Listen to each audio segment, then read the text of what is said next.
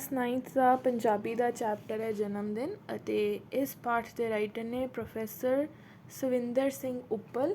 ਇਹਨਾਂ ਦੀ ਇੱਕ ਹੋਰ ਬਹੁਤ ਫੇਮਸ ਸਟੋਰੀ ਹੈ 3 ਦਿਨ ਦਾ ਬੇਈਮਾਨ, ਉਹ ਵੀ ਬਹੁਤ ਅੱਛੀ ਹੈ। ਜਿਹੜੀ ਇਹਨਾਂ ਦੀ ਸਟੋਰੀ ਦਾ ਮੇਨ ਕੰਸੈਪਟ ਹੈ ਉਹ ਹੈ ਲੋਅਰ ਮਿਡਲ ਕਲਾਸ, ਸੰਘਰਸ਼, ਰਿਐਲਿਟੀ ਅਤੇ ਗਰੀਬੀ। ਇਹ ਸਭ ਟੌਪਿਕਸ ਦੇ ਨੀਅਰ ਅਬਾਊਟ ਆਲੇ ਦੁਆਲੇ ਇਹਨਾਂ ਦੀਆਂ ਸਾਰੀਆਂ ਰਚਨਾਵਾਂ ਨੇ। ਪੜ੍ਹਨਾ ਸ਼ੁਰੂ ਕਰਦੇ ਨੇ। ਜਿਉਂ ਹੀ ਜੁਗਲ ਪ੍ਰਸਾਦ ਦੀ 5 ਰੁਪਏ ਤਨਖਾਹ ਵਧੀ, ਉਸ ਆਪਣੇ ਸਭ ਤੋਂ ਛੋਟੇ ਲੜਕੇ ਜੋਤੀ ਨੂੰ ਮੁੜ ਤੋਂ ਹੀ ਅੰਗਰੇਜ਼ੀ ਪੜ੍ਹਾਈ ਜਾਣ ਵਾਲੇ ਤੇ ਨਵੀਆਂ ਵਿਦਿਆਵਾਂ ਵਿਉਂਤਾਂ ਅਨੁਸਾਰ ਚੱਲ ਰਹੇ ਕਿਸੇ ਸਕੂਲ ਵਿੱਚ ਦਾਖਲਾ ਕਰਾਉਣ ਦੀ ਚਿਰ ਸੋਚੀ ਸੱਧਰ ਪੂਰੀ ਕਰਨੀ ਚਾਹੀ। ਪਰ ਉਸ ਦੀ ਪਤਨੀ ਤਾਂ ਪਤੀ ਦੀ ਤਨਖਾਹ ਵਧਣ ਦੀ ਕਈ ਦਿਨਾਂ ਤੋਂ ਲੱਗੀ ਆਸ ਰਾਹੀਂ ਘਰ ਦੀਆਂ ਕਈ ਥੋੜਾਂ ਪੂਰੀਆਂ ਕਰਨ ਦੀ ਸੋਚ ਬੈਠੀ ਸੀ। ਯਾਨੀ ਫਸਟ ਪੈਰਾਗ੍ਰਾਫ ਵਿੱਚ ਹੀ ਸਾਨੂੰ 3 ਕਰੈਕਟਰਸ ਦਿਖ ਰਹੇ ਨੇ। ਸਭ ਤੋਂ ਪਹਿਲਾਂ ਜੁਗਲ ਪ੍ਰਸਾਦ ਜੋ ਕਿ ਇੱਕ ਫਾਦਰ ਹੈ ਅਤੇ ਉਹਨਾਂ ਦੀ ਜਿਹੜੀ ਤਨਖਾਹ ਹੈ ਉਹ 5 ਰੁਪਏ ਵੱਧ ਜਾਂਦੀ ਹੈ ਅਤੇ ਉਹਨਾਂ ਦੇ ਜਿਹੜੇ ਨੇ 5 ਬੱਚੇ ਨੇ ਅਤੇ ਜਿਹੜਾ ਸਭ ਤੋਂ ਛੋਟਾ ਬੱਚਾ ਹੈ ਜਿਹਦਾ ਨਾਮ ਹੈ ਜੋਤੀ, ਉਹ ਚਾਹੁੰਦੇ ਨੇ ਕਿ ਉਹ ਆਪਣੇ ਸਭ ਤੋਂ ਛੋਟੇ ਬੱਚੇ ਨੂੰ ਇੰਗਲਿਸ਼ ਮੀਡੀਅਮ ਸਕੂਲ 'ਚ ਪਾਉਣ ਤਾਂ ਕਿ ਬੈਟਰ ਐਜੂਕੇਸ਼ਨ, ਅੱਛੀ ਸਿੱਖਿਆ ਕਰਕੇ ਜਿਹੜਾ ਨਾ ਉਹ ਲਾਈਫ 'ਚ ਬੈਟਰ ਓਪਰਚੁਨਿਟੀਜ਼ ਨੂੰ ਜਿਹੜਾ ਗ੍ਰੈਬ ਕਰ ਸਕੇ। ਬਟ ਉਸਦੀ ਵਾਈਫ ਜਿਹੜੀ ਹੈ ਉਹ ਤਨਖਾਹ ਵਧਣ ਦੀ ਆਸ 'ਚ ਬੈਠੀ ਹੋਈ ਸੀ ਅਤੇ ਹੁਣ ਦੇਖਦੇ ਹਾਂ ਉਹ ਵਧੇ ਹੋਏ 5 ਰੁਪਏ ਨੂੰ ਕਿਵੇਂ ਇਸਤੇਮਾਲ ਕਰਦੇ ਨੇ। ਜੋਤੀ ਨੂੰ ਅਜਿਹੇ ਅੰਗਰੇਜ਼ੀ ਸਕੂਲ ਵਿੱਚ ਦਾਖਲਾ ਕਰਾਉਣ ਦੀ ਗੱਲ ਸੁਣ ਕੇ ਦੇਵਕੀ ਕੁਝ ਚਿਰ ਲਈ ਸੋਚੀ ਪੈ ਗਈ, ਪਰ ਆਖਰ ਇਹ ਆਖੇ ਬਿਨਾਂ ਨਾ ਰਹਿ ਸਕੀ। ਮੈਂ ਤੇ ਕਹਿੰਦੀ ਹਾਂ ਜੋਤੀ ਨੂੰ ਕਿਸੇ ਛੋਟੇ ਮੋਟੇ ਸਕੂਲ ਵਿੱਚ ਦਾਖਲਾ ਕਰਾ ਦਿਓ, ਅਸੀਂ ਕਿੱਥੇ ਭਰ ਸਕਦੇ ਹਾਂ 5 ਰੁਪਏ ਮਹੀਨੇ ਫੀਸ।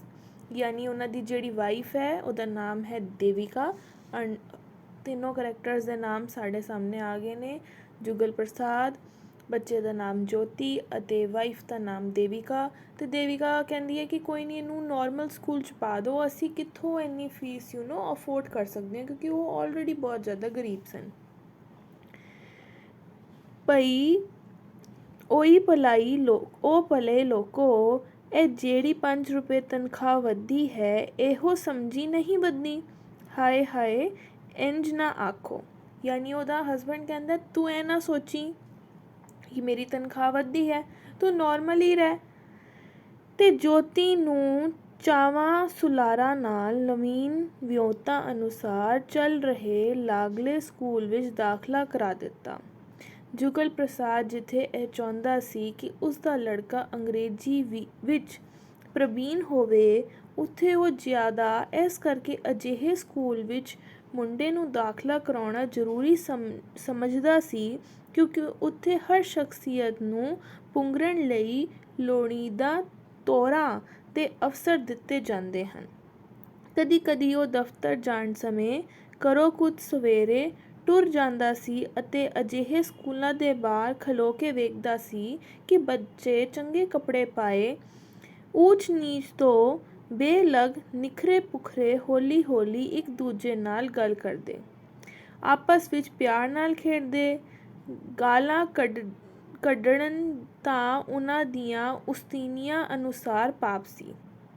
ਬਿਨਾਂ ਝਿਜਕ ਉਹ ਹਰ ਇੱਕ ਨਾਲ ਗੱਲਾਂ ਕਰ ਲੈਂਦੇ ਅਤੇ ਉਤਸ਼ਾਹ ਭਰਪੂਰ ਆਪਣੇ ਆਪ 'ਤੇ ਪੂਰਾ ਭਰੋਸਾ ਹੋਣ ਕਾਰਨ ਉਹ ਅਵਸਰ ਅਨੁਸਾਰ ਗੱਲ ਸੋਚ ਸਕਦੇ। ਇਹੋ ਜਿਹੀਆਂ ਹੀ ਕੁਝ ਗੱਲਾਂ ਸਨ ਜਿਨ੍ਹਾਂ ਕਾਰਨ ਜੁਗਲ ਪ੍ਰਸਾਦ ਦੀ ਚੁਰੋਕਣੀ ਸੱਧਰ ਸੀ ਕਿ ਉਹ ਵੀ ਆਪਣੇ ਨਿੱਕੇ ਲੜਕੇ ਨੂੰ ਅਜਿਹੇ ਸਕੂਲ ਵਿੱਚ ਦਾਖਲਾ ਕਰਾਏ। ਯਾਨੀ ਉਹ ਦੇਖਦਾ ਸੀ ਕਿ ਜਿਹੜੇ ਚੰਗੇ ਸਕੂਲ ਦੇ ਬੱਚੇ ਨੇ ਉਹ ਗਾਲਾਂ ਨਹੀਂ ਕੱਢਦੇ, ਅੰਗਰੇਜ਼ੀ ਵਿੱਚ ਬੋਲਦੇ ਨੇ, ਜ਼ਿਆਦਾ ਅਵਸਰ ਮਿਲਦੇ ਨੇ ਉਹਨਾਂ ਬੱਚਿਆਂ ਨੂੰ, ਅਤੇ ਉਹ ਚਾਹੁੰਦਾ ਸੀ ਕਿ ਜੋ ਸਾਰੀ ਉਮਰ ਉਹ ਨਹੀਂ ਕਰ ਸਕਿਆ, ਉਹਦੇ ਮਾਂ ਪਿਓ ਨਹੀਂ ਕਰ ਸਕੇ, ਅਤੇ ਇਸ ਕਰਕੇ ਉਸਨੂੰ ਆਪਣੇ ਛੋਟੇ ਬੱਚੇ ਕੋਲੋਂ ਸਭ ਤੋਂ ਜ਼ਿਆਦਾ ਉਮੀਦ ਸੀ। ਇਸ ਲਈ ਉਹ ਚਾਹੁੰਦਾ ਸੀ ਕਿ ਉਹ ਆਪਣੇ ਬੱਚੇ ਨੂੰ ਅੱਛੀ ਸਿੱਖਿਆ ਦੇਵੇ, ਅੱਛੇ ਸਕੂਲ 'ਚ ਪਾਏ, ਸੋ ਦੈਟ ਉਹ ਭਵਿੱਖ ਵਿੱਚ ਕੁਛ ਆਪਣੇ ਪਰਿਵਾਰ ਵਾਸਤੇ, ਆਪਣੇ ਪਿਓ ਵਾਸਤੇ ਕੁਝ ਕਰ ਸਕੇ। ਇਹਨਾਂ ਸਕੂਲਾਂ ਵਿੱਚ ਪੜ੍ਹਾਉਣ ਨੂੰ ਤਾਂ ਹਰ ਇੱਕ ਦਾ ਦਿਲ ਕਰਦਾ ਹੈ, ਪਰ ਪੜ੍ਹਾ ਕੋਈ ਹੀ ਸਕਦਾ ਹੈ, ਕਿਉਂ ਜੋ ਇਹਨਾਂ ਸਕੂਲਾਂ ਦੀਆਂ ਮੁੱਛਾਂ ਦਾੜ੍ਹੀਆਂ ਤੋਂ ਵੀ ਵੱਡੀਆਂ ਹੁੰਦੀਆਂ ਹਨ। ਭਾਵ ਦਾਖਲਾ, ਵਰਦੀ, ਖੇਡ ਦੀ ਫੀਸ, ਖਾਣ ਪੀਣ ਦੇ ਪੈਸੇ ਆਦਿ ਕੁਝ ਅਜਿਹੀਆਂ ਰਕਮਾਂ ਹਨ ਜਿਨ੍ਹਾਂ ਨੂੰ ਦੇਣ ਨਾਲ ਹੀ ਆਮ ਮਨੁੱਖ ਦਾ ਤਾਂ ਕਚੂਮਰ ਹੀ ਨਿਕਲ ਜਾਂਦਾ ਹੈ। ਪਰ ਜੁਗਲ ਪ੍ਰਸਾਦ ਇਰਾਦੇ ਦਾ ਬੜਾ ਪੱਕਾ ਸੀ, ਇਸ ਕਰਕੇ ਉਸ ਇੱਧਰੋਂ ਮੰਗ ਤੰਗ ਕੇ ਬੜੀ ਮੁਸ਼ਕਿਲ ਨਾਲ ਇਕੱਠੇ ਕੀਤੇ 40 ਰੁਪਏ ਦੇਣ ਵੇਲੇ ਜਰਾ ਚੂੰ-ਚਾਂ ਨਾ ਕੀਤੀ। ਮੁੰਡੇ ਨੂੰ ਸਕੂਲ ਵਿੱਚ ਦਾਖਲਾ ਕਰਾ ਕੇ ਉਹ ਬਹੁਤ ਖੁਸ਼ ਹੋਇਆ। ਅੱਜ ਉਹ ਮਾਣ ਨਾਲ ਟੁਰ ਰਿਹਾ ਸੀ। ਉਹ ਸੋਚਦਾ ਜੋਤੀ ਇਹੋ ਜਿਹੇ ਨਿੱਖਰੇ ਤੇ ਸਾਫ਼ ਵਾਤਾਵਰਣ ਵਿੱਚ ਪੜ੍ਹ ਕੇ ਬਹੁਤ ਲਾਇਕ ਬਣੇਗਾ। ਆਜ਼ਾਦ ਭਾਰਤ ਦਾ ਉਹ ਇੱਕ ਬਹੁਤ ਵੱਡਾ ਤੇ ਚੰਗਾ ਅਫਸਰ ਬਣ ਜਾਵੇਗਾ। ਸਾਡੇ ਉੱਠ ਰਹੇ ਭਾਰਤ ਨੂੰ ਅਜਿਹੇ ਅਫਸਰਾਂ ਦੀ ਸਖਤ ਲੋੜ ਹੈ। ਸਾਡੇ ਭਾਰਤ ਲਈ ਜੋਤੀ ਬਣ ਕੇ ਵਿਖਾ ਦੇਵੇਗਾ। ਯਾਨੀ ਉਹ ਇੱਧਰੋਂ ਉੱਧਰੋਂ ਮੰਗ ਕੇ ਫੀਸ ਤੇ ਭਰ ਦਿੰਦਾ, ਕਿਉਂਕਿ ਸਪੋਰਟਸ ਫੀਸ ਵੀ ਚਾਹੀਦੀ ਹੈ, ਵਰਦੀ ਵੀ, ਖਾਣ ਪੀਣ। ਐਟ ਲਾਸਟ ਐਡਮਿਸ਼ਨ ਹੋ ਜਾਂਦਾ ਹੈ ਅਤੇ ਰਾਈਟਰ ਨੂੰ ਜਿਹੜਾ ਉਹਦਾ ਫਾਦਰ ਹੈ ਉਹਨੂੰ ਬੜੀ ਉਮੀਦ ਹੁੰਦੀ ਹੈ ਕਿ ਇੱਕ ਦਿਨ ਮੇਰਾ ਬੱਚਾ ਜਿਹੜਾ ਉਹ ਬਹੁਤ ਅੱਛਾ ਅਫਸਰ ਬਣੇਗਾ ਅਤੇ ਦੇਸ਼ ਲਈ ਨਾਮ ਉੱਚਾ ਕਰੇਗਾ। ਜੋਤੀ ਜਿੱਥੇ ਲਾਇਕ ਸੀ ਉੱਥੇ ਸੋਹਣਾ ਵੀ ਪੁੱਜ ਕੇ ਸੀ। ਉਸ ਦੀ ਉਸਤਾਨੀ ਸਾਫ਼ ਤੇ ਚਿੱਟੇ ਕੱਪੜਿਆਂ ਵਿੱਚ ਚਮਕ ਉਸ ਦੇ ਰੂਪ ਸੁੰਦਰ ਨਕਸ਼ਾਂ ਨੂੰ ਵੇਖ ਕੇ ਪਿਆਰ ਕੀਤੇ ਬਿਨਾਂ ਨਾ ਰਹਿ ਸਕਦੀ। ਉਹ ਉਸ ਦਾ ਉਚੇਚਾ ਧਿਆਨ ਰੱਖਦੀ। ਮਹੀਨੇ ਪਿੱਛੋਂ ਜਦੋਂ ਉਸ ਦਾ ਇਮਤਿਹਾਨ ਹੋਏ ਤਾਂ ਜੋਤੀ ਸਾਰੇ ਜਮਾਤੀਆਂ ਤੋਂ ਹਰ ਗੱਲ ਵਿੱਚ ਅੱਗੇ ਸੀ। ਉਸ ਦੀ ਪ੍ਰਿੰਸੀਪਲ ਨੇ ਰਿਪੋਰਟ ਵਿੱਚ ਖੁਸ਼ੀ ਪ੍ਰਗਟ ਕਰਨ ਦੇ ਨਾਲ ਨਾਲ ਜੁਗਤ ਪ੍ਰਸਾਦ ਨੂੰ ਅਜਿਹਾ ਕਾਬਲ ਤੇ ਲਾਇਕ ਸਪੁੱਤਰ ਦਾ ਪਿਓ ਹੋਣ ਉੱਤੇ ਵਧਾਈ ਦਿੱਤੀ। ਯਾਨੀ ਕਿ ਪੇਪਰ ਹੁੰਦੇ ਨੇ, ਉਸ ਸਾਰੇ ਪੇਪਰਾਂ 'ਚ ਟੌਪ ਕਰਦਾ ਹੈ ਅਤੇ ਪ੍ਰਿੰਸੀਪਲ ਜਿਹੜਾ ਉਹ ਜੋਤੀ ਨੂੰ ਤਾਂ ਵਧਾਈ ਦਿੰਦਾ ਹੀ ਹੈ, ਬਟ ਉਹਦੇ ਫਾਦਰ ਨੂੰ ਵੀ ਦਿੰਦਾ ਕਿ ਉਹਨੂੰ ਪ੍ਰਾਊਡ ਮਹਿਸੂਸ ਹੁੰਦਾ ਕਿ ਉਹ ਇੰਨੇ ਲਾਇਕ ਬੱਚੇ ਦਾ ਪਿਓ ਹੈ। ਹੁਣ ਤਾਂ ਜੁਗਲ ਪ੍ਰਸਾਦ ਆਪਣੇ ਵਰਗਾ ਖੁਸ਼ਕਿਸਮਤ ਪਿਓ ਕਿਸੇ ਨੂੰ ਸਮਝਦਾ ਹੀ ਨਹੀਂ ਸੀ। ਦਫ਼ਤਰ ਵਿੱਚ ਉਹ ਆਪਣੇ ਕਲਰਕ ਸਾਥੀਆਂ ਨਾਲ ਜੋਤੀ ਦੀ ਲਿਆਕਤ ਬਾਰੇ ਗੱਲਾਂ ਬੜੇ ਮਾਣ ਨਾਲ ਕਰਦਾ ਅਤੇ ਘਰ ਵਿੱਚ ਉਹ ਬਾਕੀ ਦੇ ਧੀਆਂ ਪੁੱਤਰਾਂ ਨੂੰ ਜੋਤੀ ਵਰਗਾ ਲਾਇਕ ਬਣਨ ਦੀ ਪ੍ਰੇਰਨਾ ਦਿੰਦਾ ਰਹਿੰਦਾ। ਦੇਵਕੀ ਨੂੰ ਕਈ ਵਾਰ ਕਹਿੰਦਾ, ਮੈਂ ਕਹਿੰਦਾ ਨਹੀਂ ਸੀ ਹੁੰਦਾ ਜੋਤੀ ਸਾਰੇ ਖਾਨਦਾਨ ਦਾ ਨਾਂ ਰੌਸ਼ਨ ਕਰੇਗਾ। ਯਾਨੀ ਜਿਹੜਾ ਫਾਦਰ ਹੈ ਉਹਨੂੰ ਆਪਣੇ ਬੱਚੇ 'ਤੇ ਬਹੁਤ ਪ੍ਰਾਊਡ ਹੈ। ਉਹ ਆਪਣੇ ਕੁਲੀਗਸ ਨਾਲ ਉਹਦੀ ਪ੍ਰਸ਼ੰਸਾ ਕਰਦਾ ਹੈ ਅਤੇ ਆਪਣੇ ਬਾਕੀ ਬੱਚਿਆਂ ਨੂੰ ਵੀ ਕਹਿੰਦਾ ਕਿ ਤੁਸੀਂ ਜੋਤੀ ਵਾਂਗਣ ਬਣੋ, ਅਤੇ ਆਪਣੀ ਵਾਈਫ ਨੂੰ ਵੀ ਕਹਿੰਦਾ, ਮੈਂ ਕਿਹਾ ਸੀ ਨਾ ਸਾਡਾ ਜੋਤੀ ਜਿਹੜਾ ਹੈ ਉਹ ਸਾਡੇ ਖਾਨਦਾਨ ਦਾ ਨਾਮ ਰੋਸ਼ਨ ਕਰੇਗਾ। ਇਹ ਗੱਲ ਸੁਣ ਕੇ ਉਸ ਦੀ ਪਤਨੀ ਦੇਵਿਕਾ ਵੀ ਆਪਣੇ ਆਪ ਉੱਤੇ ਦਿਲ ਹੀ ਦਿਲ ਵਿੱਚ ਇਸ ਗੱਲ ਕਾਰਨ ਮਾਣ ਕਰਦੀ ਸੀ ਕਿ ਆਖਰ ਇਹੋ ਜਿਹਾ ਲਾਇਕ ਚੰਨ ਪੁੱਤਰ ਜੰਮਿਆ ਤਾਂ ਮੈਂ ਹੀ ਹੈ ਨਾ। ਯਾਨੀ ਉਹਦੀ ਮਦਰ ਨੂੰ ਵੀ ਬੜਾ ਪ੍ਰਾਊਡ ਹੁੰਦਾ ਹੈ ਕਿ ਜੇ ਇਹ ਪੁੱਤਰ ਅੱਜ ਹੈਗਾ ਅਤੇ ਉਹਨੂੰ ਜੰਮਣ ਵਾਲੀ ਵੀ ਤਾਂ ਮੈਂ ਹੀ ਹਾਂ। ਹਾਲਾ 6 ਮਹੀਨੇ ਹੀ ਲੰਘੇ ਸਨ ਕਿ ਇੱਕ ਦਿਨ ਜੋਤੀ ਪ੍ਰਿੰਸੀਪਲ ਦੀ ਇੱਕ ਚਿੱਠੀ ਲਿਆਇਆ। ਜੁਗਲ ਪ੍ਰਸਾਦ ਉਸਨੂੰ ਪੜ੍ਹਿਆ ਤੇ ਖਿੜ ਪੁੜ ਗਿਆ। ਮੈਂ ਕਿਹਾ ਸੁਣਨੀ ਹੈ ਜੋਤੀ ਦੀ ਮਾਂ, ਇਹ ਵੇਖ, ਤੇ ਉਹ ਜੋਤੀ ਨੂੰ ਚੁੱਕ ਕੇ ਰਸੋਈ ਵਿੱਚ ਲੈ ਗਿਆ। ਉਹ ਜੋਤੀ ਨੂੰ ਪਿਆਰ ਤੇ ਪਿਆਰ ਦੇਈ ਜਾ ਰਿਹਾ ਸੀ ਜਿਵੇਂ ਉਸਨੇ ਅੱਜ ਪਿਆਰ ਦੇਣ ਦਾ ਰਿਕਾਰਡ ਤੋੜ ਕੇ ਹੀ ਰੱਖ ਦੇਣਾ ਹੋਵੇ, ਤੇ ਜੋਤੀ ਵਿਚਾਰਾ ਹੈਰਾਨ ਪਰੇਸ਼ਾਨ ਪਿਓ ਦੇ ਮੂੰਹ ਵੱਲ ਹੀ ਦੇਖੀ ਜਾ ਰਿਹਾ ਸੀ। ਮੈਂ ਕਿਹਾ ਜੀ ਗੱਲ ਤੇ ਦੱਸੋ, ਇਤਨੇ ਖੁਸ਼ ਕਿਸ ਗੱਲ ਪਏ ਹੁੰਦੇ ਹੋ। ਦੇਵਿਕਾ ਵੀ ਗੱਲ ਜਾਣ ਕੇ ਇਸ ਖੁਸ਼ੀ ਵਿੱਚ ਛੇਤੀ ਤੋਂ ਛੇਤੀ ਸ਼ਾਮਲ ਹੋਣ ਲਈ ਉਤਾਵਲੀ ਹੋ ਰਹੀ ਸੀ। ਚੱਲ ਕਮਰੇ ਵਿੱਚ ਚੱਲ, ਇਹ ਗੱਲ ਜਰਾ ਆਰਾਮ ਨਾਲ ਦੱਸਣ ਵਾਲੀ ਹੈ। ਤੇ ਜੁਗਲ ਪ੍ਰਸਾਦ ਜੋਤੀ ਨੂੰ ਉਸੇ ਤਰ੍ਹਾਂ ਚੁੱਕ ਕੇ ਕਮਰੇ ਵਿੱਚ ਲੈ ਗਿਆ। ਦੇਵਿਕਾ ਵੀ ਖੁਸ਼ੀ ਲਈ ਤਿਆਰ ਹੁੰਦੀ ਹੋਈ ਉਤਾਵਲੀ ਪਤੀ ਦੇ ਪਿੱਛੇ ਕਮਰੇ ਵਿੱਚ ਆ ਗਈ। ਜਰਾ ਮੰਜੇ 'ਤੇ ਬੈਠ ਜਾ। ਜੁਗਲ ਪ੍ਰਸਾਦ ਮੁਸਕਰਾਇਆ ਅਤੇ ਕੁਰਸੀ ਉੱਤੇ ਬੈਠ ਕੇ ਆਈ ਚਿੱਠੀ ਨੂੰ ਫਿਰ ਪੜ੍ਹਨ ਲਈ ਐਨਕ ਦੀ ਨੱਕ ਉੱਤੇ ਠੀਕ ਜਮਾਉਣ ਲੱਗ ਪਿਆ। ਇੱਕ ਅੱਧੇ ਮਿੰਟ ਲਈ ਉਹ ਅੰਗਰੇਜ਼ੀ ਵਿੱਚ ਲਿਖੀ ਹੋਈ ਚਿੱਠੀ ਨੂੰ ਫਿਰ ਪੜ੍ਹਦਾ ਰਿਹਾ ਤਾਂ ਜੋ ਉਹ ਸਾਰੀ ਦੀ ਸਾਰੀ ਖੁਸ਼ਖਬਰੀ ਨੂੰ ਆਪਣੇ ਜੀਵਨ ਸਾਥਣ ਨਾਲ ਸਾਂਝੀ ਕਰ ਸਕੇ। ਦੱਸੋ ਵੀਨਾ, ਫਿਰ ਦੇਵਿਕਾ ਨੇ ਇੰਜ ਮੁਸਕਰਾਉਂਦਿਆਂ ਆਖਿਆ ਜਿਵੇਂ ਉਸ ਤੋਂ ਹੋਰ ਉਡੀਕਣਾ ਅਹਿਸ ਹੋ ਰਿਹਾ ਸੀ। ਲੈ ਸੁਣ। ਤੇ ਫਿਰ ਉਸ ਐਨਕ ਉੱਚੀ ਕਰਕੇ ਹੌਲੀ ਦੇਵਿਕਾ ਨੂੰ ਸਮਝਾਉਂਦਿਆਂ ਕਿਹਾ, ਐਤਵਾਰ ਨੂੰ ਜੋਤੀ ਦੇ ਪ੍ਰਿੰਸੀਪਲ ਨੇ ਲਿਖਿਆ ਹੈ, ਇਸ ਪ੍ਰਾਂਤ ਦੇ ਪ੍ਰਸਿੱਧ ਮੰਤਰੀ ਸ਼੍ਰੀ ਜਵਾਲਾ ਪ੍ਰਸਾਦ ਦੇ ਜਨਮ ਦਿਨ ਇੱਥੇ ਹੀ ਨਾਗਰਿਕ ਸਭਾ ਵੱਲੋਂ ਮਨਾਇਆ ਜਾ ਰਿਹਾ ਹੈ। ਸ਼ਹਿਰ ਦੇ 94 ਸਕੂਲਾਂ ਦੇ 2 ਲਾਇਕ ਵਿਦਿਆਰਥੀ ਨੂੰ ਇਸ ਮੌਕੇ ਉੱਤੇ ਮੰਤਰੀ ਜੀ ਨੂੰ ਮਿਲਣਾ ਪਸੰਦ ਕਰਨਗੇ। KG ਜਮਾਤ ਵਿੱਚੋਂ ਸਾਡੇ ਜੋਤੀ ਨੂੰ ਚੁਣਿਆ ਗਿਆ ਹੈ। ਇਹ ਉਹਨਾਂ ਨੂੰ ਹਾਰ ਪਾਏਗਾ। ਸੋ ਹੁੰਦਾ ਕੀ ਹੈ, ਜੋਤੀ ਦੇ ਸਕੂਲੋਂ ਜਿਹੜਾ ਨਾ ਇੱਕ ਲੈਟਰ ਆਉਂਦਾ ਕਿ ਇੱਕ ਮਿਨਿਸਟਰ ਹੈ, ਉਸਨੂੰ ਗਲੇ 'ਚ ਹਾਰ ਪਾਉਣਾ ਹੈ ਉਸਦੇ ਬਰਥਡੇ 'ਤੇ ਸਿਰਫ 2 ਲਾਇਕ ਬੱਚੇ ਜਾਣਗੇ ਅਤੇ KG ਜਮਾਤ ਵਿੱਚੋਂ ਜੋਤੀ ਨੂੰ ਚੁਣਿਆ ਗਿਆ। ਇਹ ਜਿਹੜੀ ਨਿਊਜ਼ ਹੈ, ਇਹ ਸੁਣ ਕੇ ਉਹਦਾ ਪਿਓ ਇੰਨਾ ਜ਼ਿਆਦਾ ਖੁਸ਼ ਹੁੰਦਾ ਕਿ ਉਸ ਕੋਲੋਂ ਆਪਣੀ ਖੁਸ਼ੀ ਹੀ ਨਹੀਂ ਸੰਭਾਲੀ ਜਾਂਦੀ। ਇਹ ਸੁਣਦਿਆਂ ਸਾਰ ਦੇਵਿਕਾ ਨੇ ਉੱਠ ਕੇ ਜੋਤੀ ਨੂੰ ਆਪਣੀ ਗੋਦੀ ਵਿੱਚ ਲੈ ਲਿਆ। ਇਹ ਮੇਰਾ ਲਾਲ ਜਾਏਗਾ ਐਡੇ ਵੱਡੇ ਮੰਤਰੀ ਕੋਲ, ਮੈਂ ਸਦਕੇ ਜਾਵਾਂ। ਫਿਰ ਕੁੱਟ ਕੇ ਜੋਤੀ ਨੂੰ ਛਾਤੀ ਨਾਲ ਲਾ ਲਿਆ। ਦੇਵਿਕਾ ਦਾ ਚਿਹਰਾ ਉਸ ਵੇਲੇ ਕਿਸੇ ਤੇਜਸਵੀ ਦੇ ਚਿਹਰੇ ਨਾਲੋਂ ਘੱਟ ਨਹੀਂ ਸੀ ਸਮਝ ਰਿਹਾ। ਯਾਨੀ ਪਹਿਲੇ ਉਹਦਾ ਫਾਦਰ ਬਹੁਤ ਖੁਸ਼ ਹੁੰਦਾ, ਫਿਰ ਉਹ ਆਪਣੀ ਵਾਈਫ ਨੂੰ ਜਦ ਦੱਸਦਾ ਤੇ ਉਹਦੀ ਮਾਂ ਵੀ ਬਹੁਤ ਖੁਸ਼ ਹੁੰਦੀ ਹੈ। ਪਤਨੀ ਦੀ ਖੁਸ਼ ਹੁੰਦਿਆਂ ਵੇਖ ਕੇ ਜੁਗਲ ਪ੍ਰਸਾਦ ਹੋਰ ਗਦਗਦ ਹੋ ਗਿਆ। ਜੋਤੀ ਨੂੰ ਅੱਜ ਉਸ ਦੀ ਗੱਲ ਰਖ ਵਿਖਾਈ ਸੀ। ਫਿਰ ਉਸ ਅੱਖਾਂ ਮੀਟ ਲਈਆਂ ਤਾਂ ਜੋ ਉਹ ਸਾਰੀ ਖੁਸ਼ੀ ਆਪਣੇ ਅੰਦਰ ਮਿੰਜਰ ਲਈ। ਪਰ ਝੱਟ ਹੀ ਅੱਖਾਂ ਖੋਲ੍ਹ ਕੇ ਉਸਨੇ ਦੇਵਿਕਾ ਨੂੰ ਆਖਿਆ, ਹਾਂ ਸੱਚ, ਮੈਂ ਇਹ ਤਾਂ ਤੈਨੂੰ ਦੱਸਣਾ ਹੀ ਭੁੱਲ ਗਿਆ ਕਿ ਜੋਤੀ ਲਈ ਕੁਝ ਖਾਸ ਤਰ੍ਹਾਂ ਦੇ ਕੱਪੜੇ ਤਿਆਰ ਕਰਨੇ ਨੇ ਉੱਥੇ ਪਾ ਕੇ ਜਾਣ ਲਈ। ਫਿਰ ਐਨਕ ਠੀਕ ਕਰਕੇ ਚਿੱਠੀ ਨੂੰ ਪੜ੍ਹਦਿਆਂ ਹੀ ਆਖਦਿਆ, ਚਿੱਟੀ ਕਮੀਜ਼, ਚਿੱਟੀ ਨਿੱਕਰ, ਚਿੱਟੀਆਂ ਜੁਰਾਬਾਂ ਤੇ ਇੱਕ ਸੁਨਹਿਰੀ ਹਾਰ। ਇਹਨਾਂ ਚੀਜ਼ਾਂ ਦੇ ਨਾਂ ਸੁਣਦਿਆਂ ਹੀ ਦੇਵਿਕਾ ਦੀ ਖੁਸ਼ੀ ਕਾਫਰ ਹੋ ਗਈ। ਉਸਦੇ ਮੂੰਹ ਉੱਤੇ ਆ ਰਿਹਾ ਖੇੜਾ ਉੱਥੇ ਹੀ ਰੁਕ ਗਿਆ ਤੇ ਫਿਰ ਹੌਲੀ ਹੌਲੀ ਥੋੜ੍ਹੀ ਦੀ ਥਾਂ ਚਿੰਤਾ, ਦੁੱਖ ਤੇ ਕਲੇਸ਼ ਨੇ ਮੱਲ ਲਈ। ਉਸ ਇੰਜ ਅਨੁਭਵ ਕੀਤਾ ਜਿਵੇਂ ਕਿ ਉਹ ਥੋੜ੍ਹੇ ਦੇ ਮਹੀਨੇ ਨੂੰ ਦੂਰੋਂ ਵੇਖ ਕੇ ਖੁਸ਼ ਹੋ ਗਈ ਸੀ ਅਤੇ ਜਿਉਂ ਹੀ ਉਸਨੇ ਖੁਸ਼ੀ ਉਸਦੇ ਅੰਦਰ ਪੈਰ ਧਰਨ ਲਈ ਝੁਕਿਆ, ਕਿਸੇ ਨੇ ਅਚਾਨਕ ਹੀ ਥੋੜ੍ਹੇ ਦੇ ਮਹੀਨੇ ਦਾ ਦਰਵਾਜ਼ਾ ਹੀ ਬੰਦ ਕਰ ਦਿੱਤਾ।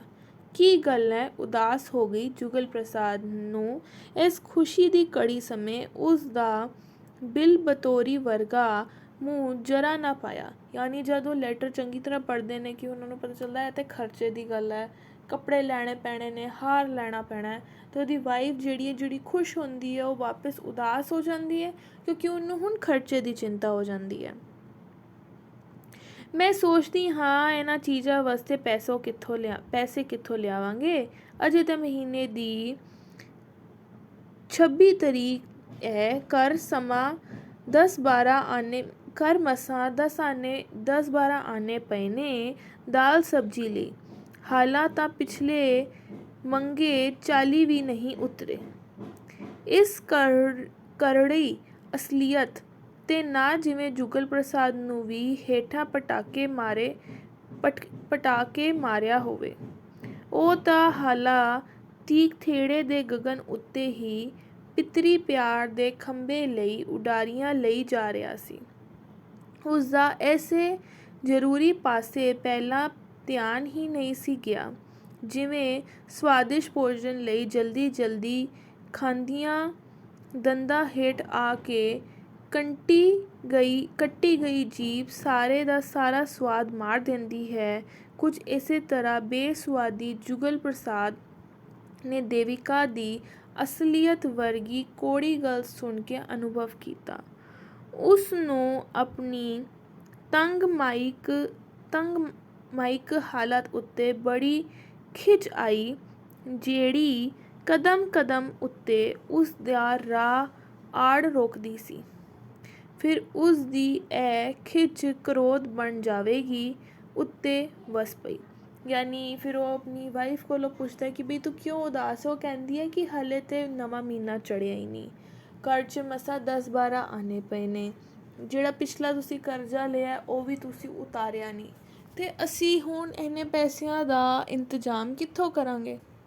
ਅਤੇ ਇਹ ਸੁਣ ਕੇ ਜੁਗਲ ਪ੍ਰਸਾਦ ਵੀ ਬਹੁਤ ਜ਼ਿਆਦਾ ਅਪਸੈਟ ਹੋ ਜਾਂਦਾ ਹੈ ਅਤੇ ਦੋਨੋਂ ਹੁਣ ਸੋਚ ਵਿੱਚ ਪੈ ਜਾਂਦੇ ਨੇ ਕਿ ਹੁਣ ਪੈਸੇ ਕਿੱਥੋਂ ਆਉਣਗੇ।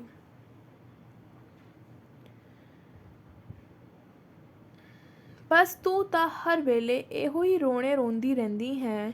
ਲੋਕੀ ਇਹੋ ਜਿਹੇ ਮੌਕਿਆਂ ਲਈ ਤਰਸਦੇ ਨੇ ਅਤੇ ਤੂੰ ਹੈ ਕੀ? ਉਹ ਤੁਸੀਂ ਵੀ ਤਾਂ ਐਵੇਂ ਹੀ ਪਏ ਗਰਮ ਹੁੰਦੇ ਹੋ ਕਿ ਮੈਂ ਨਹੀਂ ਚਾਹੁੰਦੀ ਮੇਰਾ ਲਾਲ ਦੀ ਸ਼ਾਨ ਵਧੇ, ਪਰ ਇਹਨਾਂ ਚੀਜ਼ਾਂ ਦਾ ਇੰਤਜ਼ਾਮ ਕਰਨ ਨਾਲ ਹੀ ਹੋਣਾ ਹੈ। ਐਵੇਂ ਥੁੱਕਾਂ ਨਾਲ ਤਾਂ ਵਿਹੜੇ ਨਹੀਂ ਪੱਕਦੇ। ਭਾਵੇਂ ਕੁਝ ਹੋ ਜਾਏ, ਇਹਨਾਂ ਚੀਜ਼ਾਂ ਦਾ ਇੰਤਜ਼ਾਮ ਮੈਂ ਕਰਕੇ ਹੀ ਛੱਡਾਂਗਾ, ਜੁਗਲ ਪ੍ਰਸਾਦ ਦ੍ਰਿੜਤਾ ਨਾਲ ਕਿਹਾ। ਯਾਨੀ ਉਹ ਆਪਣੀ ਵਾਈਫ 'ਤੇ ਗੁੱਸਾ ਆਉਂਦਾ ਕਿ ਤੂੰ ਤੇ ਹਮੇਸ਼ਾ ਨੈਗੇਟਿਵ ਹੀ ਸੋਚਦੀ ਹੈ, ਤੂੰ ਪੋਜ਼ੀਟਿਵ ਨਹੀਂ ਸੋਚ ਸਕਦੀ। ਅਤੇ ਉਹ ਕਹਿੰਦੀ ਹੈ ਕਿ ਤੁਸੀਂ ਮੇਰੇ ਉੱਤੇ ਨਾ ਚੜ੍ਹੋ, ਮੈਂ ਆਪ ਚਾਹੁੰਦੀ ਹਾਂ ਸਾਡਾ ਮੁੰਡਾ ਜਿਹੜਾ ਉਹ ਜਾਵੇ ਅੱਗੇ। ਬਟ ਫਿਰ ਜੁਗਲ ਪ੍ਰਸਾਦ ਕਹਿੰਦਾ ਕੋਈ ਨਹੀਂ, ਸਾਰੇ ਖਰਚੇ ਦਾ ਇੰਤਜ਼ਾਮ ਮੈਂ ਆਪ ਕਰ ਲਾਂਗਾ। ਮੈਂ ਵੇਖਦੀ ਹਾਂ ਗੁੱਡੀ ਦੀ ਬੁਗਨੀ ਵਿੱਚ ਕਿੰਨੇ ਪੈਸੇ ਨੇ। ਉਹ ਰੋਵੇਗੀ ਤਾਂ ਸਹੀ, ਪਰ ਮੈਂ ਉਸਨੂੰ ਪਰਚਾ ਲਵਾਂਗੀ ਅਤੇ ਉਹ ਬੁਗਨੀ ਲੈਣ ਚਲੇਗੀ। ਦੇਵਿਕਾ ਦੇ ਜਾਣ ਉੱਤੇ ਜੁਗਲ ਪ੍ਰਸਾਦ ਨੇ ਸੋਚਿਆ, ਮੈਂ ਐਵੇਂ ਹੀ ਦੇਵਿਕਾ ਵਿਚਾਰੀ ਉੱਤੇ ਗੁੱਸੇ ਹੋਣ ਲੱਗ ਜਾਂਦਾ ਹਾਂ। ਇਹ ਪੈਸੇ ਦੀ ਘਾਟ ਮੈਨੂੰ ਹਮੇਸ਼ਾ ਗੁੱਸਾ ਚੜ੍ਹਾ ਦਿੰਦੀ ਹੈ। ਇਹ ਵੀ ਕੀ ਜ਼ਿੰਦਗੀ ਹੋਈ, ਪੈਸੇ ਲਈ ਯਪਕਦੇ ਫਿਰਨਾ। ਕੀ ਸਾਡੇ ਗਰੀਬਾਂ ਦਾ ਇਤਨਾ ਵੀ ਹੱਕ ਨਹੀਂ ਕਿ ਅਸੀਂ ਆਪਣੇ ਹੋਣਹਾਰ ਲੜਕੇ ਦੀ ਇੱਕ ਨਿੱਕੀ ਖੁਸ਼ੀ ਨੂੰ ਖਰੀਦ ਸਕੀਏ? ਅਤੇ ਇਹ ਅਮੀਰ ਹਜ਼ਾਰਾਂ ਰੁਪਏ ਐਵੇਂ ਹੀ ਅਯਾਸ਼ੀ ਵਿੱਚ ਰੋੜਦੇ ਫਿਰਦੇ ਨੇ। ਅਸੀਂ ਗਰੀਬ ਉਤਨਾ ਚਿਰ ਨਹੀਂ ਉੱਠ ਸਕਾਂਗੇ ਜਿਤਨਾ ਚਿਰ ਅਸੀਂ ਆਪਣੇ ਯਤਨ ਨਹੀਂ ਕਰਦੇ। ਅਮੀਰ ਨੇ ਤਾਂ ਨਾ ਸਾਨੂੰ ਉਠਲਾਣਾ ਹੈ ਅਤੇ ਨਾ ਹੀ ਕਦੀ ਉੱਠਣ ਦੇਣਾ ਹੈ। ਫਿਰ ਉਸਦਾ ਧਿਆਨ ਦੇਵਿਕਾ ਵੱਲ ਗਿਆ, ਜਿਹੜੀ ਵਿਚਾਰੀ ਜਦੋਂ ਦੀ ਵਿਆਹੀ ਆਈ ਸੀ ਤੰਗੀ ਤਰਸਦੀ ਤੇ ਪੂੜਾ ਵਿੱਚ ਹੀ ਪੀਸ ਰਹੀ ਸੀ। ਹੁਣ ਉਸਦੇ ਮਨ ਵਿੱਚ ਦੇਵਿਕਾ ਲਈ ਵਧੇਰੇ ਤਰਸ ਸੀ। ਵਿਚਾਰੀ ਦੀ ਘਰੇ ਬੜੀ ਮੁਸ਼ਕਿਲ ਨਾਲ 150 ਵਿੱਚ 5 ਬੱਚਿਆਂ ਨੂੰ ਪਾਲਦੀ ਹੈ। ਮੈਂ ਕਿਹਾ ਜੀ, ਗੁੱਡੀ ਦੀ ਬੁਗਨੀ 'ਚੋਂ ਸਾਡੇ 7 ਆਨੇ ਨਿਕਲੇ ਨੇ, ਜੋਤੀ ਦੀ ਬੁਗਨੀ 'ਚੋਂ 12 ਆਨੇ। ਸੋ ਰਾਈਟਰ ਜਿਹੜਾ ਹੈ ਉਹਨੂੰ ਗਿਲਟ ਮਹਿਸੂਸ ਹੋਣਾ ਸ਼ੁਰੂ ਹੋ ਜਾਂਦਾ ਕਿ ਉਹ ਐਵੇਂ ਆਪਣੀ ਵਾਈਫ 'ਤੇ ਇੰਨਾ ਜ਼ਿਆਦਾ ਗੁੱਸਾ ਹੋ ਰਿਹਾ ਹੈ। ਅਤੇ ਫਿਰ ਉਹਦਾ ਗੁੱਸਾ ਅਮੀਰ ਲੋਕਾਂ 'ਤੇ ਨਿਕਲਦਾ ਕਿ ਬਈ ਅਮੀਰ ਲੋਕ ਪੈਸੇ ਦੀ ਬਰਬਾਦੀ ਕਰਦੇ ਨੇ ਅਤੇ ਅਸੀਂ ਗਰੀਬ ਲੋਕ ਕਿਵੇਂ ਸਟਰਗਲ ਕਰ ਰਹੇ ਹਾਂ।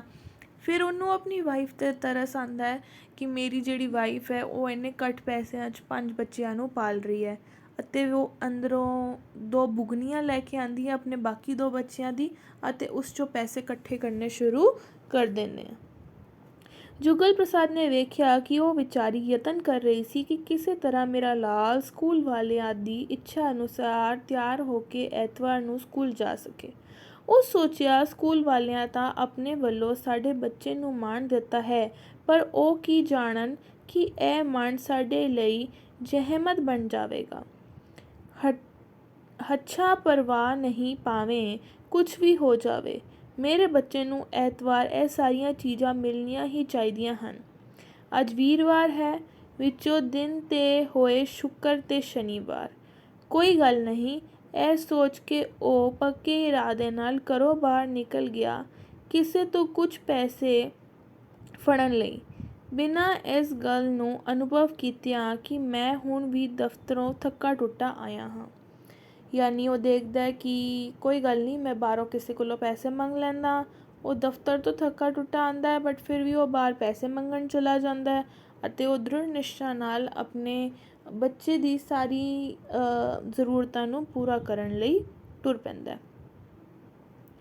ਘੰਟੇ ਪਿੱਛੋਂ ਜਦੋਂ ਮੁੜਿਆ ਤਾਂ ਉਹਦੀ ਜੇਬ ਵਿੱਚ ਰੁਪਏ ਦੇ 3 ਨੋਟ ਸਨ। ਉਸਨੂੰ ਇਹਨਾਂ 3 ਰੁਪਇਆਂ ਦਾ ਉਧਾਰ ਲੈਣ ਲਈ ਕਿੰਨੀਆਂ ਅੱਗੇ ਲਿੜਕਣੀਆਂ ਲੈਣੀਆਂ ਪਈਆਂ ਸਨ ਤੇ ਉਦ ਜਾ ਕੇ ਉਹ ਇੱਕ ਮਿੱਤਰ ਕੋਲੋਂ 3 ਰੁਪਏ ਫੜ ਸਕਿਆ ਸੀ। ਘਰ ਵਿੱਚ ਆ ਕੇ ਬੱਝਣ ਵਿੱਚ ਆ ਪਈ ਨਵੀਂ ਤੇੜ ਉੱਤੇ ਵਿਚਾਰ ਕੀਤੀ ਗਈ।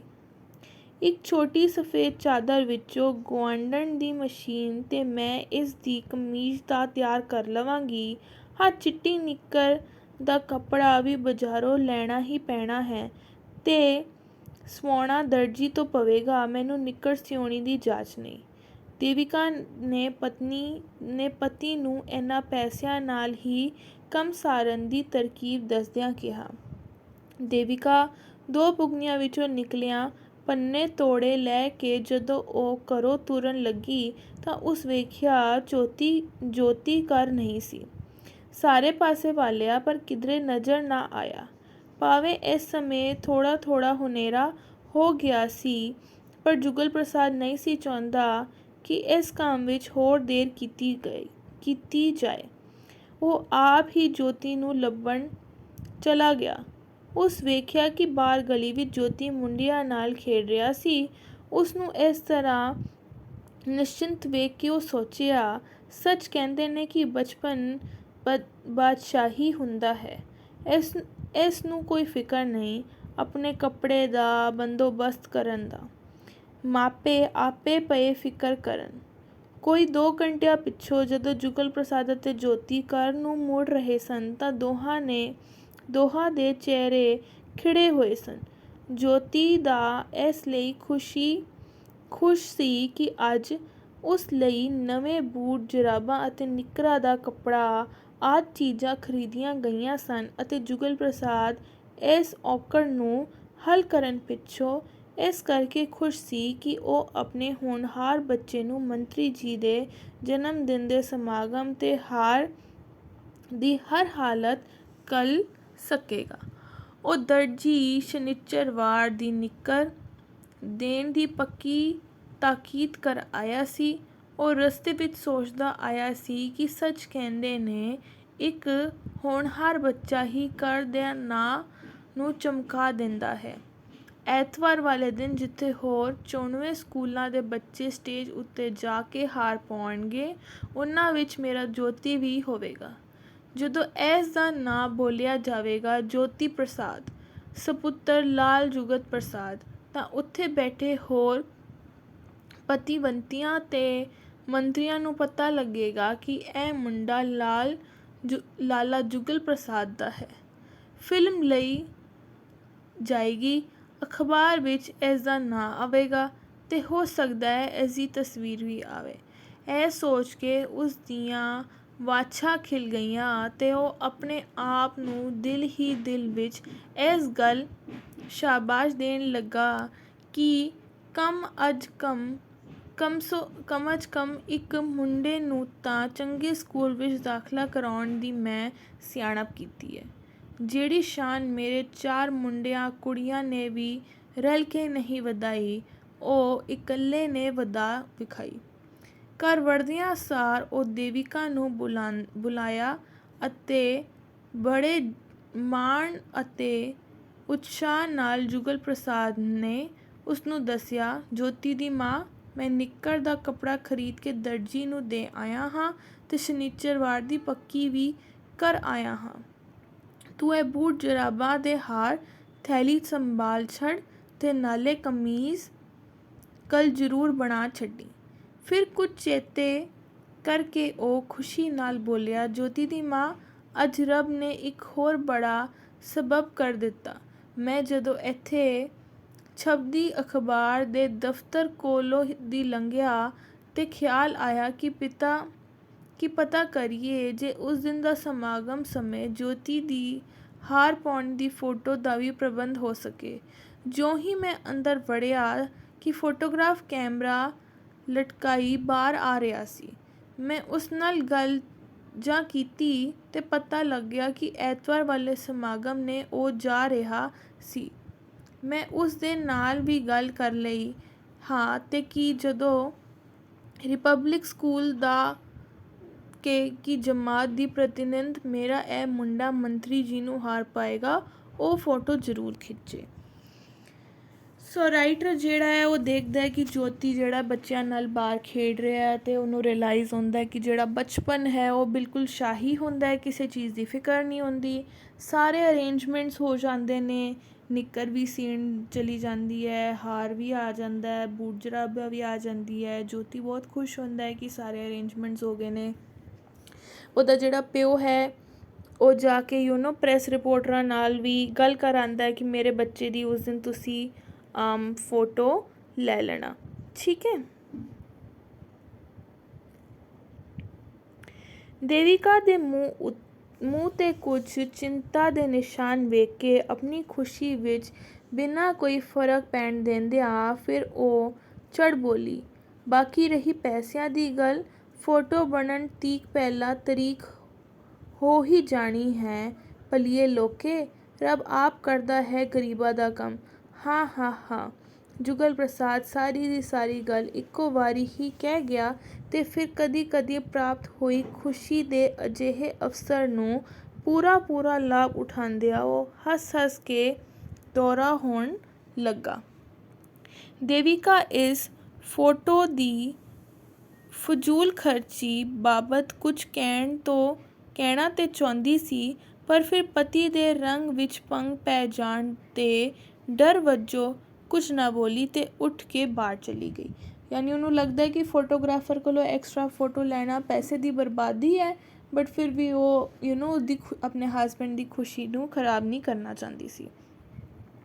ਸਵੇਰੇ ਮੁੰਡੇ ਕੁੜੀਆਂ ਨੂੰ ਜੁਗਲ ਪ੍ਰਸਾਦ ਦੇ ਦਫ਼ਤਰ ਟੋਰ ਕੇ ਦੇਵਿਕਾ ਨੇ ਇੱਕ ਪੁਰਾਣੀ ਚਿੱਟੀ ਚਾਦਰ ਕੱਢੀ। ਪਹਿਲਾਂ ਤਾਂ ਉਸ ਨੂੰ ਚੰਗੀ ਤਰ੍ਹਾਂ ਜਾਂਚਿਆ ਪੜਤਾਲਿਆ, ਫਿਰ ਜਾਂਚ ਕੀਤੀ ਅਤੇ ਸਾਰਾ ਦਿਨ ਮਗਜ ਪੱਚੀ ਕਰਨ ਤੇ ਗੁਆਂਢਣ ਦੀ ਮਸ਼ੀਨ ਤੇ ਸ਼ਾਮ ਤੀਕ ਮੁਸ਼ਕਲ ਨਾਲ ਜੋਤੀ ਦੀ ਕਮੀਜ਼ ਤਿਆਰ ਕਰ ਸਕੀ। ਉਧਰ ਜੁਗਲ ਪ੍ਰਸਾਦ ਨੇ 2 ਘੰਟਿਆਂ ਦੀ ਛੁੱਟੀ ਲਈ ਅਤੇ ਨਾਗਰਿਕ ਸਭਾ ਦੇ ਦਫ਼ਤਰ ਜਾ ਕੇ ਯਤਨ ਕੀਤਾ ਕਿ ਕਿਸੇ ਤਰ੍ਹਾਂ ਉਸ ਨੂੰ ਵੀ ਨਿਮੰਤਰਣ ਪੱਤਰ ਮਿਲ ਸਕੇ ਤਾਂ ਜੋ ਉਹ ਆਪਣੀਆਂ ਅੱਖਾਂ ਨਾਲ ਆਪਣੇ ਪਿਆਰੇ ਪੁੱਤਰ ਨੂੰ ਮਾਣ ਪ੍ਰਾਪਤ ਕਰਦਿਆਂ ਵੇਖ ਸਕੇ।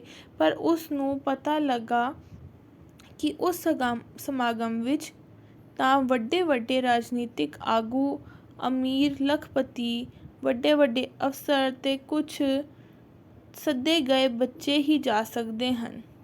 ਉਹ ਸੋਚਿਆ ਕਿ ਮੈਂ ਇਹਨਾਂ ਵਿੱਚੋਂ ਕਿਸੇ ਗਿਣਤੀ ਵਿੱਚ ਵੀ ਨਹੀਂ ਆਉਂਦਾ। ਵਿਚਾਰਾ ਦਿਲ ਦੀਆਂ ਉਮੰਗਾਂ ਦਿਲ ਵਿੱਚ ਹੀ ਦਬੋਚ ਕੇ ਰਹਿ ਗਿਆ।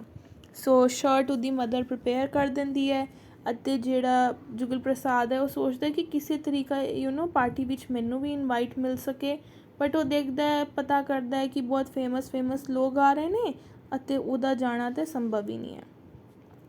ਐਤਵਾਰ ਦਾ ਦਿਨ ਆਇਆ। ਸਾਰੇ ਟੱਬਰ ਨੂੰ ਜੋਤੀ ਉੱਤੇ ਮਾਣ ਸੀ, ਜਿਸ ਕਰਕੇ ਸਾਰੇ ਉਸ ਨੂੰ ਤਿਆਰ ਕਰਨ ਲਈ ਜੁਟੇ ਪਏ ਸਨ।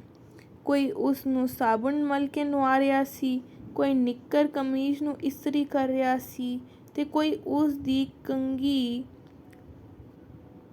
ਆਹਰ ਪਹਾਰ ਵਿੱਚ ਜੁੜਿਆ ਹੋਇਆ ਸੀ।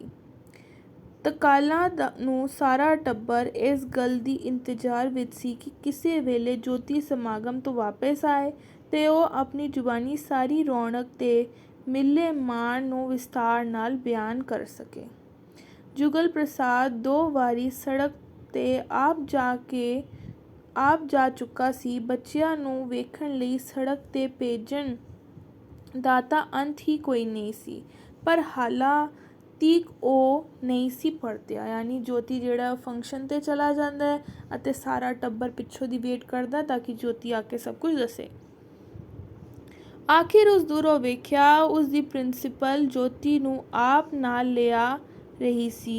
ਇਹ ਨਜ਼ਾਰਾ ਤੱਕ ਕੇ ਤਾਂ ਜੁਗਲ ਪ੍ਰਸਾਦ ਦੀ ਖੁਸ਼ੀ ਦਾ ਕੋਈ ਅੰਤ ਹੀ ਨਹੀਂ ਰਿਹਾ।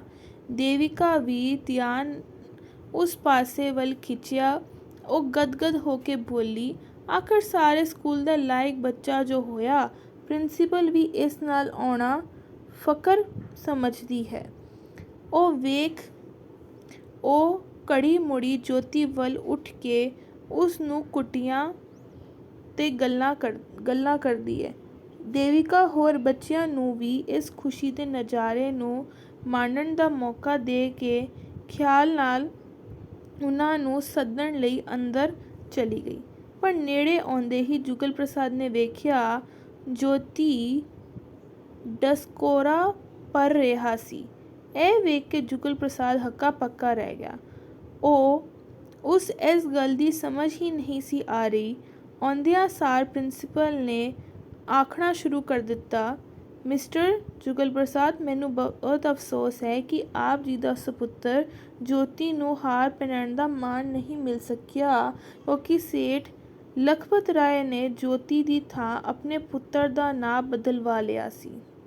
ਮੈਂ ਤੇ ਉਸ ਦੀ ਇੱਕ ਨਾ ਸੁਣੀ, ਪਰ ਉਸ ਨੇ ਸਾਡੇ ਚੇਅਰਮੈਨ ਨੂੰ ਆ ਕੇ ਇਹ ਕੰਮ ਕਰਵਾ ਲਿਆ। ਤੁਸੀਂ ਜਾਣਦੇ ਹੋ ਕਿ ਮੈਂ ਤਾਂ ਇੱਕ ਮੁਲਾਜ਼ਮ ਹੀ ਹਾਂ।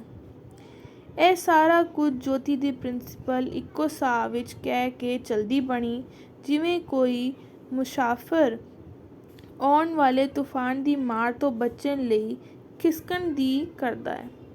ਜੁਗਲ ਪ੍ਰਸਾਦ ਲਈ ਜਿਵੇਂ ਕੜ ਪਾਟ ਗਿਆ ਹੋਵੇ। ਉਸ ਨੇ ਆਪਣੇ ਪੈਰਾਂ ਹੇਠੋਂ ਜ਼ਮੀਨ ਨਿਕਲਦੀ ਜਾਪੀ।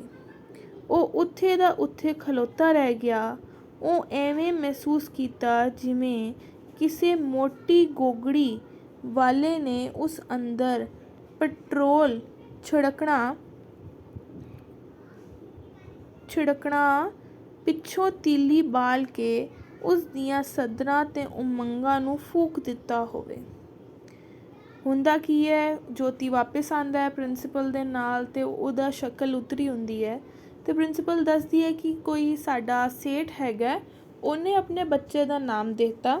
ਮੈਂ ਮਨਾ ਕਰ ਦਿੱਤਾ, ਬਟ ਉਹਨੇ ਚੇਅਰਪਰਸਨ ਨੂੰ ਬੋਲਤਾ ਤੇ ਜਦ ਚੇਅਰਪਰਸਨ ਨੂੰ ਬੋਲਤਾ ਮੈਂ ਕੁਝ ਚੇਂਜ ਨਹੀਂ ਕਰਵਾ ਸਕੀ ਤੇ ਜਿਹੜਾ ਲਾਲਾ ਹੈ ਉਹਨਾਂ ਦੇ ਮੁੰਡੇ ਨੇ ਮੰਤਰੀ ਜੀ ਨੂੰ ਹਾਰ ਪਵਾਇਆ ਤੇ ਤੁਹਾਡੇ ਜੋਤੀ ਨੇ ਉਹਨੇ ਨਹੀਂ ਪਵਾਇਆ ਤੇ ਉਹ ਬੋਲ ਕੇ ਇੱਥੋਂ ਦੀ ਚਲੀ ਜਾਂਦੀ ਹੈ। ਇਹ ਸਭ ਸੁਣ ਕੇ ਉਹਨਾਂ ਦੇ ਪੇਰੈਂਟਸ ਦੇ ਉੱਤੇ, ਜੋਤੀ ਦੇ ਪੇਰੈਂਟਸ ਦੇ ਨੂੰ ਬਹੁਤ ਬੁਰਾ ਲੱਗਦਾ ਹੈ। ਅੱਗ ਦਾ ਲੰਬੂ ਉਸ ਦੇ ਰੋਮ ਵਿੱਚ ਨਿਕਲਿਆ ਤੇ ਉਸ ਨੂੰ ਸਾੜ ਰਿਹਾ ਸੀ। ਅਚਾਨਕ ਉਸ ਦੀਆਂ ਅੱਖਾਂ ਵਿੱਚ ਲਹੂ ਨਿਕਲਿਆ ਆਇਆ ਤੇ ਉਹ ਦ੍ਰਿੜਤਾ ਨਾਲ ਕੜਿਆ, ਅੱਜ ਉਸ ਮੰਤਰੀ ਦਾ ਜਨਮ ਦਿਨ ਨਹੀਂ, ਮੇਰਾ ਜਨਮ ਦਿਨ ਹੈ। ਮੇਰੀ ਸੁੱਤੀ ਜੁਰਤ ਤੇ ਦਲੇਰੀ ਦਾ ਜਨਮ ਦਿਨ ਹੈ। ਮੈਂ ਵੇਖਾਂਗਾ ਕਿਵੇਂ ਕੋਈ ਗਰੀਬਾਂ ਦੀਆਂ ਸਧਰਾਂ ਤੇ ਉਮੰਗਾਂ ਨੂੰ ਲਿਤਾੜਨ ਦੀ ਜ਼ਰੂਰਤ ਕਰੇਗਾ। ਬਾਹਰ ਆ ਕੇ ਦੇਵਿਕਾ ਤੇ ਹੋਰ ਬੱਚਿਆਂ ਨੇ ਜੋਤੀ ਨੂੰ ਡਸਕੋਰੇ ਭਰਦਿਆਂ ਅਤੇ ਜੁਗਲ ਪ੍ਰਸਾਦ ਨੂੰ ਜੋਸ਼ ਅਤੇ ਗੁੱਸੇ ਵਿੱਚ ਭੜਕਦਿਆਂ ਦੇਖਿਆ ਤੇ ਉਹਨਾਂ ਦੀਆਂ ਅੱਖਾਂ ਟੰਡੀਆਂ ਦੀਆਂ ਟੰਡੀਆਂ ਰਹਿ ਗਈਆਂ।